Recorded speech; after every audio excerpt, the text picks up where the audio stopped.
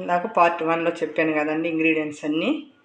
నానబెట్టిన మినపప్పు, పచ్చెనపప్పు, ఆనియన్స్, కొత్తిమీర, కరివేపాకు, సాల్టు, అల్లము వేసాం కదండి, కరివేపాకు వేసాము. అన్ని ఇంగ్రీడియంట్స్ అన్నీ ఇదిగోండి, ఇదిగో బాగా కలిపేసానండి. ఒక 5 minutes నానబెట్టానంటే, నానబెడితే కొంచెం బాగా రుచిగా ఉంటాయని అండి. ఇప్పుడు చూడండి, ఇదిగో చూడండి, కళాయి పెట్టానండి. నూనె కాగుతుందండి. చూడండి కాగిందా లేదా అని చూసుకోవటానికి చూడండి, కాగితే అలా పైకి వస్తుందండి. ఇప్పుడు బోండాలు వేసుకుందాం. ఇదిగో చూడండి,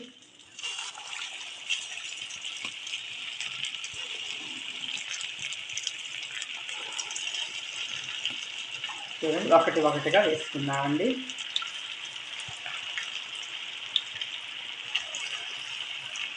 చూడండి బాగా నూనె కాగిందండి. అంటే అంత సిమ్ కాకుండా అంత హై కాకుండా అండి, అంటే లోపల అది ఉడకాలి కాబట్టి అంత సిమ్ కాకుండా అంత హై కాకుండా మీడియంలో అయితే బాగా రెడ్డిష్గా వస్తాయండి. చూస్తానికి బాగుంటాయండి. చూడండి, అవి బాగా నూనె కాగితే అవి మనం పైకి అలాగే వస్తాయండి, అందరికీ తెలుసు. చూడండి ఇలాగా చక్కగా కలర్ఫుల్గా. చూడండి ఆనియన్స్ అన్నీ వేయటం వల్ల ఇలాగా కట్టుకునేటప్పుడు ఇలాగా అది మన దాంతో గంటతోటి బాగా అలా వేడి చేస్తే చూడండి అంత బాగా చక్కగా కలర్ఫుల్గా బాగుంటాయి. చూడండి టేస్టీగా కూడా ఉంటాయండి, కలర్ఫుల్గా ఉంటాయండి. ఒకసారి ట్రై చేస్తే మీకు తెలుస్తుందండి.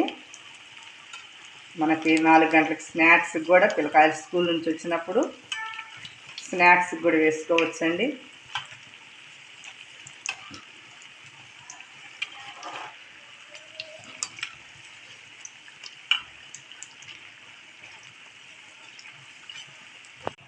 పార్ట్ 1లో దీంట్లో ఉన్న ఇంగ్రీడియంట్స్ అన్నీ నీట్గా క్లియర్గా చెప్పానండి. మీకు అర్థం కాకపోతే కొంచెం ప్లీజ్ అండి పార్ట్ 1 చూడండి. ఇంగ్రీడియంట్స్ అన్నీ నీట్గా చెప్పాను. సబ్స్క్రైబ్ చేయండి. ఫస్ట్ పెడుతున్నానండి, సబ్స్క్రైబ్ చేయండి.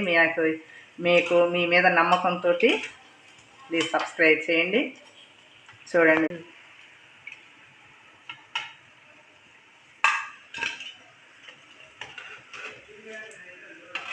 ఇందాక చేసిన బోండాలు, కరకరలాడే బోండాలండి. వీటిలోనికి ఎర్ర చట్నీ, ధనియాల కారపొడి వేసి నంచుకుంటే చాలా రుచిగా ఉంటుందండి.